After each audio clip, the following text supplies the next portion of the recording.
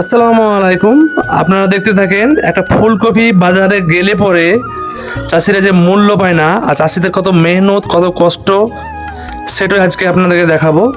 ভিডিওটা প্রথম থেকে লাস্ট অবধি দেখতে থাকবেন। এখন চারার পদ্ধতিতে চলছে, মানে এতে বীজ দেওয়া হচ্ছে।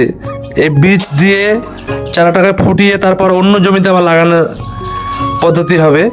এখন চারাটা উৎপন্নর জন্য কি কি কষ্ট করতে হয়, কতগুলো কষ্ট করতে হয়, কি কি লাগে, সেসব নিয়ে একটা ভিডিওটা আপনারা দেখতে থাকেন। ভিডিওটা পুরোটা কিন্তু দেখবেন। ভিডিওটা কে কোথা থেকে দেখছে ভিডিওটা একটু কমেন্ট করে জানাবেন।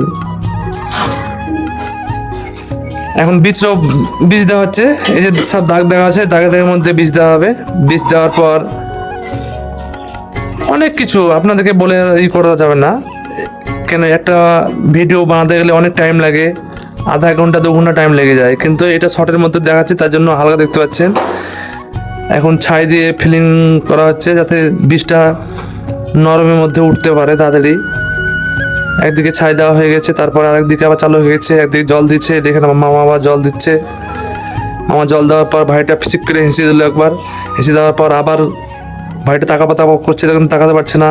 মামা জল দেওয়া এখন হয়নি, এখন ঘেরার প্রস্তুতি নিচ্ছে।